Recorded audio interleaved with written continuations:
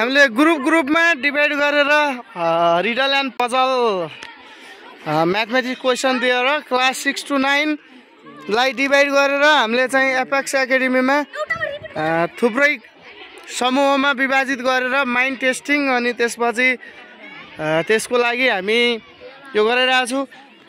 कस्तो क्वेसन भइरहेछ? सजिलो आयो कि अप्ठ्यारो? सजिलो लाग्दैछ?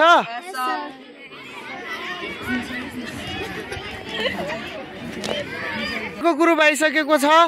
कस्तो क्वेसन लाग्यो? इजी छ। इन्ट्रेस्टिङ भइरहेछ। फेरि हामी अर्को ग्रुपमा जाँदैछौँ। ग्रुपको बहिनीहरू धेरै इन्ट्रेस्ट लिएर यहाँ बनाइरहेछन्। कस्तो लागिरहेछ बहिनीहरू?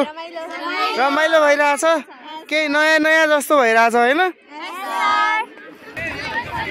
फेरि हामी यो ग्रुपमा गइरहेछौँ। यहाँ त 1 2 3 6 जना रहेछन्। क्वेसन मिलिरहेछ कि नै? अहिलेसम्म कति मिलायो? फेरि हामी अर्को टिममा आयौँ। सबै मिलेर गर्ने हो है? त्यही भएर हामीले ग्रुपमा राखेको। बुझ्यौ? एउटा ग्रुप चाहिँ धेरै टाढा, कसैले डिस्टर्ब नहुने गरी यिनीहरू यहाँ बसेका छन्। कस्तो लागिरहेछ? कति क्वेसन मिलायो? अहिलेसम्म 12 सम्म पुगेका छौँ हामी। 9 क्लासका सबभन्दा सिनियर दाइहरू छन् यहाँ। एकदम ट्यालेन्टेड छानिएर बसेका जस्ता छन्।